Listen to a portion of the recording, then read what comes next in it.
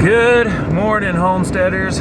Welcome back to the channel, Arizona Unplugged, where you can find all things off-grid, homesteading, and prepping. But today is going to be a little bit different. So obviously, I'm in the one-ton, I'm in my truck, driving in the rain, which is actually a good thing because my truck is currently covered in about 300 pounds of Arizona mud. I barely made it off the ranch. I'm having an issue with my truck. I'm unable to get it into four-wheel drive sometimes. I have to turn the motor off, let it set for a minute, turn it on, and then I'll get my four-wheel drive back. So once I get back with my errands, I got to schedule a service to Ram and get that taken care of, because where I'm at, you have to have four-wheel drive. You just have to. There's no way. I'm not making it home or off the ranch without four-wheel drive. I barely made it off today. The road is a mess. But that's not what this video is about. This video is actually a VR, a video response to my buddy Mike over at Cheap Off-Grid Living, and the video he put up today, which I'm referring to in this video, is linked in the description below. So go check out Mike's channel, just do that thumbs up thing and the subscribe thing. He lives off-grid here in Arizona as well, quite a ways away from me, but still in Arizona. So his video was talking about the state of the economy and how it's very hard, especially for younger folks, to even get ahead. And that's what I want to talk about, because this is directly involved in why myself and my family have been living off-grid in the beautiful mountains of northern Arizona, fully off-grid, for going on a year and a half now, full-time. We've had the property 7-8 years, but we've only been out there full-time for about a year and 5 months, something like that, somewhere around there. I thank God, and this isn't going to be a religious video, guys, but I do believe in a higher power, and I thank God that I made the decisions I made when I made them. If anything, I wish I would have made them earlier, but we couldn't move out here, or I mean we could have, but I didn't want to move my family out here with my little boy, my wife, and everybody else without the cabin being livable to an extent of being comfortable. And that happened last August. August 2nd was our first day full-time last year that we moved in. And I thank God that I did, because it would be so hard right now to do the same thing right now that I started doing, a few years ago. Getting the cabin ready, shooing the mice out, getting different systems set up to beef up what was already there. I thank God I did it at the time I did, because if it was any later than that, I would be definitely behind the 8 ball right now. And thank God I'm not. Right now the house is totally livable. It's beautiful. We have 3 cords of firewood sitting in front of the cabin for this year. Another 5 cords or 6 cords stored on the other side of our parking area. We have a house full of food. We have 10, I don't know how many gallons of stored gasoline I have. We have the backup generator. We've got full water tank. I mean, we are prepped. We are set right now. Matter of fact, when I got off the ranch, I told the wife, don't even think about going anywhere for a few days. We're staying home. Now, we gotta let the roads dry, because if this truck gets stuck, there's no way none of our vehicles are making it out. So let's talk about the economy. And this is gonna be a pretty long video, guys. I'm driving, I got a long drive ahead of me, so this is gonna be a pretty long video. But this has to be said. Why did you move off-grid? Vaughn, you left one of the nicest cities in the country, San Diego, with a successful business, all your friends, you have some family out there. My band, my rock band is out there. They're no longer together, unfortunately. I left everything to get out here in the middle of nowhere, where I really don't know I know less than really 10 people that that I would call buddies out here, just because I just don't know anybody yet. I just moved out here, and I've been spending all the time I have been out here working, getting, like I said, all the systems built, everything upgraded. So I thank God I left when I did, because now we see what's happening, and Mike mentioned this in his video talking about AI. If you're in a tech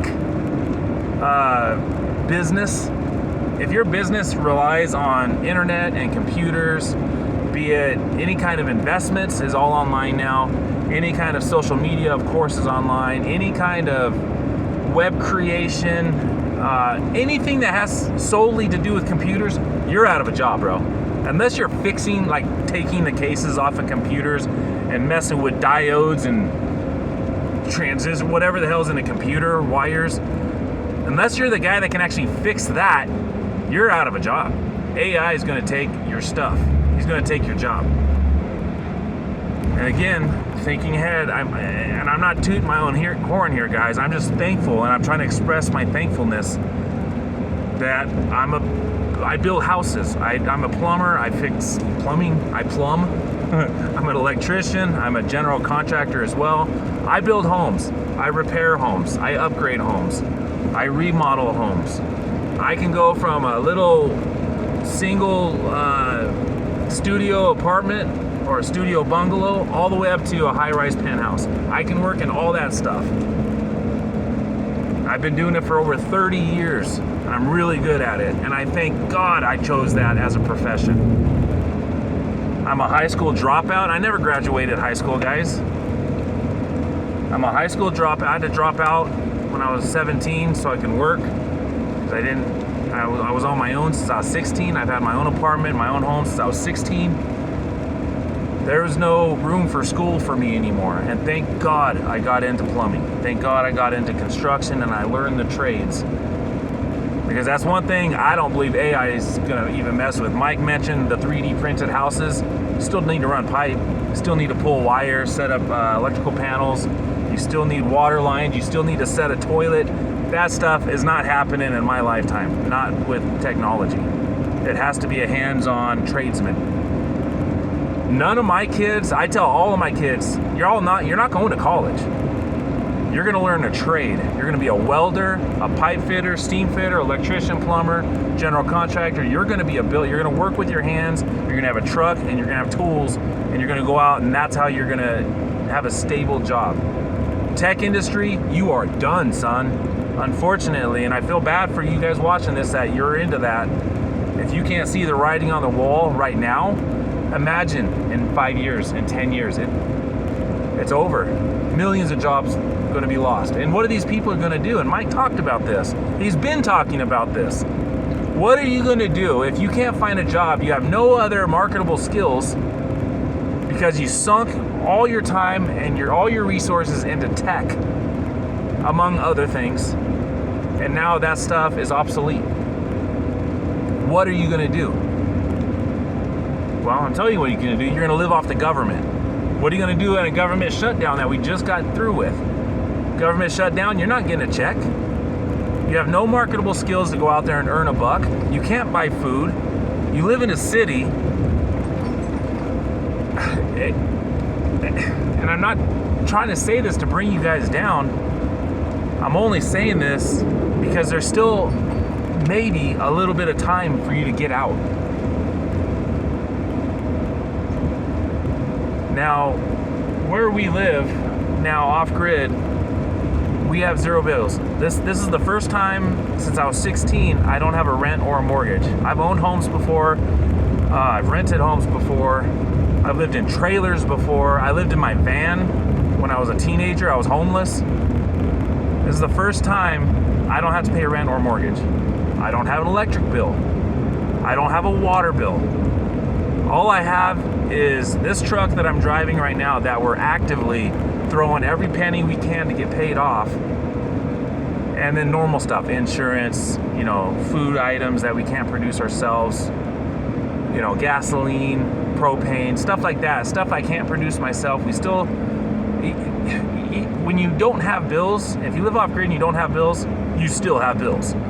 That's just the nature of life in this system. You can't get out of it. Unless you have a tent and a sleeping bag on your back and you're in the middle of the woods somewhere, you need to make money to pay stuff. And if you get hurt out there, it's over. I can't believe we're living in the system that we're living in right now. I can't believe America has turned to what it is now. Oh, but you got to give Trump time to fix stuff. I don't trust any politicians. They speak out of both sides of their mouths. You know, Trump, he's doing a lot of great things, and I got to give the man credit. There's still some things I don't like that he's doing, but it's terrible. And if you're if you're Gen Z, if you're in that younger generation, you know, late 20s, 30s, early 40s, if you haven't made plans, if you haven't pursued goals that helped you pull back from this system, this way of life, it's only going to get worse. And that's sad. There's a lot of good folks out there, families, children, elderly. They don't even have two nickels to rub together. It's sad. And again, I thank God I'm not in that situation. We're at a state now, I can bring all my kids, all my family, and we'll still be okay. It's just when you limit your debt, when you cut your expenses, don't waste money, don't buy frivolous things, you're able to invest in yourself, in your family, and for your future. Paying rent, paying a mortgage, you get furloughed, you get laid off, or you get hurt, or you get fired because now there's no jobs for your skill set, you lose it. You lose your house, you lose your cars, you lose everything. And then what? Again, you're reliant on the government, and in my opinion, that's exactly why this is all happening. They want two classes of people, the uber rich and the uber poor. They don't want the middle class. They don't want guys like me, because we're not dependent on them. The uber wealthy, they run the show, and the uber poor are nothing but slaves, I guess. I mean, I know that's a harsh word, but when you have to rely on someone to feed you, to clothe you, and to put a roof over your head, you are a pseudo slave, is what you are. Now, you're not in chains physically, you're not being whipped by some dude on a horse, but you're still a slave. You have to do what they say, or you don't eat. Your kids don't eat. If that ain't slavery, I don't know what it is. And I know this topic, guys, is way off of what I normally do, but it has to be said. Mike is right, and he's been saying this for a long time now. I used to say all this stuff on my old channel that's no longer in existence. It's just this dovetails perfectly into why you want to be an off-grid homesteader. That's exactly it. Now, when I left the ranch right now, covered in mud, which my truck is still covered in mud, there was a guy in front of me in a red Chevy 4x4, and he made it out. He's right in front of me heading out of the ranch. He pulled off to the side of the road. I don't know if he's on a phone call or whatever, but I pulled over. I started talking with him. I talked with the guy for a half an hour. He's actually on his way to Phoenix to finalize the sale of his house in Phoenix. And he has a small, tiny house, little cabin here on my ranch, or the ranch that I live on. And we were talking, you know, he's just in the starter phase of this, and he's got at least 10 years on me. He's probably about 63, 65, somewhere in there. And all the time he's talking to me, it was all going through my head. I was like, bro, sell that house. Because in Phoenix, I know you got a lot of equity. Take that money, bring it here, where you have a place that's already paid off, build your cabin. He doesn't have solar yet, he doesn't have any of that yet. Like, get your infrastructure in. Get out of the city. And if you're listening to this and you live in the city, I implore you, do whatever it takes to get out of the city. There's still a lot of inexpensive land out there that you can homestead on. Remember, if you're not in those two groups, if you're not very poor or you're not very, very rich, you will sink. You will drown. They're making it that way. It's contrived. It's preordained by those who are running the show here. They don't want the middle class. The middle class are the only ones that they are scared of because we'll fight back. If you're too poor and you're reliant on government assistance, you're not fighting. Guess what? You go to a protest, we're cutting your EBT. And we saw just last month how quick, like that, how easy it is for them to shut it down, starve people. If you're poor and you're reliant on the government, you're not a threat to them. If you're middle class, they're coming after you. It's obvious, isn't it? It's obvious to me. It's obvious to Mike over at Cheap Off-Grid Living. To some of us, it's obvious. And it's sad. So what can you do? Well, you have two choices. You can either fight and most likely end up dead or in prison, or you can stop playing their game. I mentioned to Mike and I, we talk on the phone sometimes, we text sometimes, and I told him the other day, a great example is that movie, that 80s movie, War Games. Remember that? Would you like to play a game? That's my computer voice. Remember where the kid hacked into a government defense program and it thought it was a real war, and you remember the movie. That was a great movie, by the way. I got to rewatch that. Remember at the end of it, the computer was fighting itself, trying to find the best way to win. And at the end of it, the computer stopped and goes, you know what? The only way to win is not to play. So guys, middle class folks watching this, you will lose if you play their game, their way, with their rules. You will lose. It's predestined. You have no chance of winning because they've orchestrated it that way. There's no way you can win because they made the rules, they made the game, and they're the ones rolling it out. And we're seeing it in real time right now. Oh, Trump will come save us. Trump's not going to save anybody. You know, like I said, I like the guy, voted for him 3 times, but come on. Come on. How many times, and Mike actually mentioned this video, how many times they got to lie to your face and not do what they promised before you learn that they will continue to lie to your face and continue not to do what they promised? I'm over it. I'm over the games.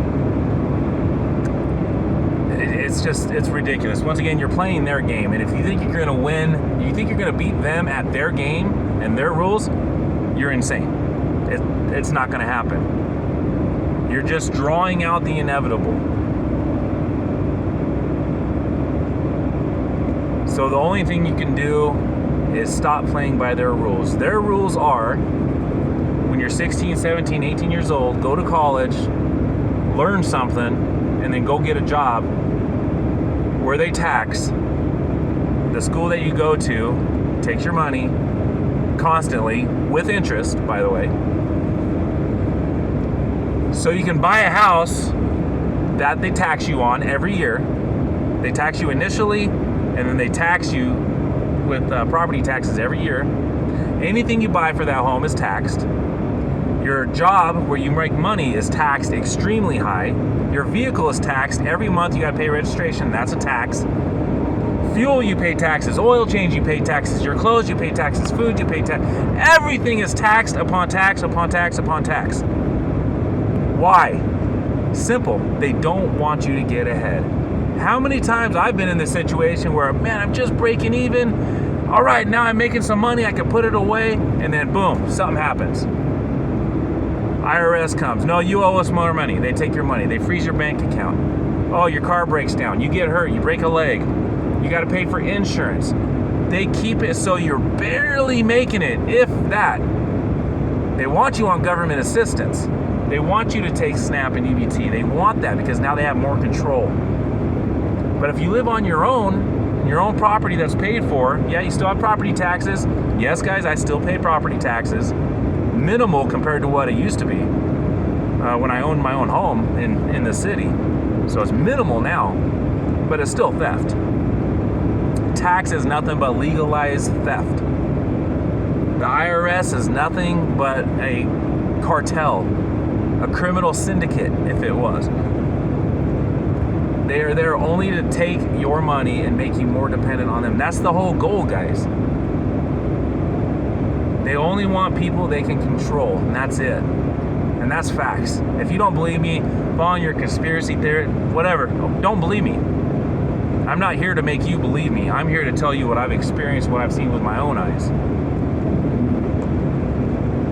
So if you live off-grid, you're your own landlord, you produce your own food, you're your own grocery store, you produce your own electricity, you're your own electrical company. If you're like us and you can catch water, or if you have a well, you can just pump water out of the ground, you're your own water company.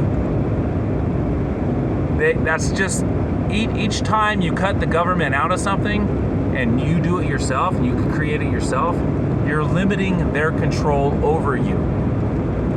Now, here's the bad part. This is not an end-all be-all, guys. I know at any point in time, anybody can pass a law where, now it's illegal to catch rainwater. Now it's illegal to grow your own food. We're seeing that, especially in the cities, especially in blue cities. We're seeing that already. They're rolling it out.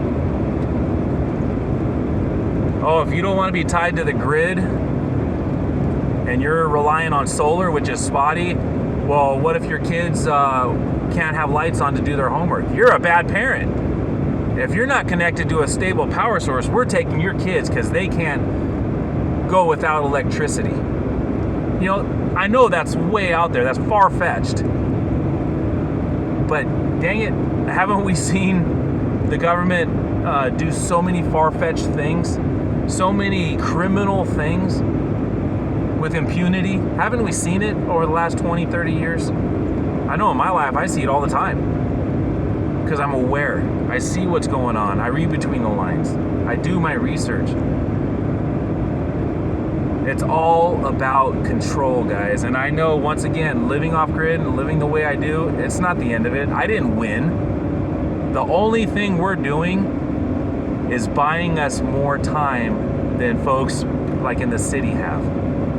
I've always said this for the last 15 years with my other YouTube channel. If you live in a city, you are in a death zone. That's it. There's no, oh, you might make it, you got good name. No, you're dead. If chaos happens, like we almost saw a few weeks ago with all these folks getting online, oh, if I don't get my SNAP benefits, I want to meet you out in the parking lot, I'm going to steal your food. If you get in my way, it's over. How many videos like that have you seen? I've seen a ton of them. All it takes is the cutting of one government handout program to introduce bedlam and chaos. How much more so if there was a solar flare, which we just had, or a terrorist attack? I'll put that in quotes because we've seen terrorist attacks before, haven't we? That knocks out the power grid. It can happen overnight. So the only reason, and the reason why we're doing what we're doing, is only not to save us, because there's no saving us. It's just to buy us enough time. You don't have to outlive the apocalypse. You only have to outlive those knuckleheads within that 10-mile radius around you. And if you're in a city, that's 1 million people around you. Where I'm at, 10-mile radius, we have maybe 20 people.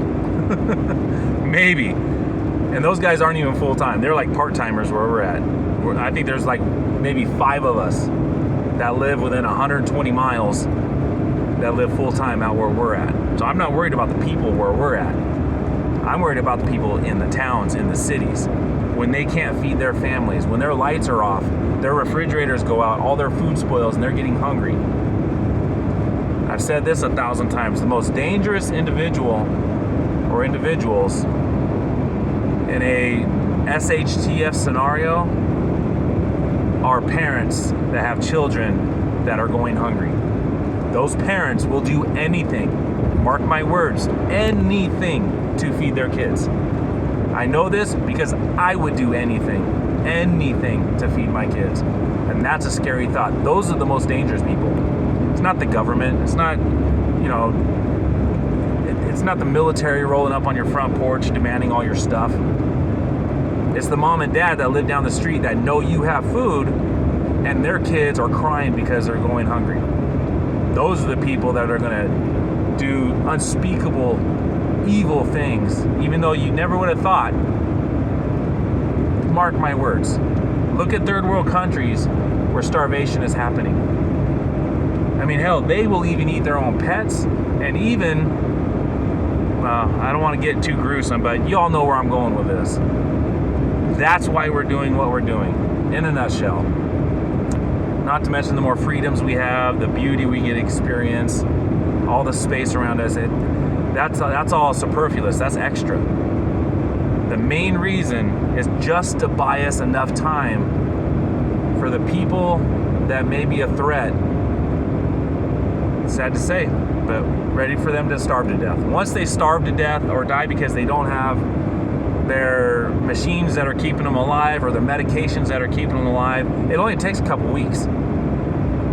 The mass die-off will be staggering. Once that happens, the threat level for people like me go down because there's just simply less people to have to deal with. I'm not afraid of bears or mountain lions or bobcats where I'm at. If I lived near a city or a big town, I would be afraid of the people because those are the ones that are going to come after you. If they see a light through your window at night, they know you have power. They know you probably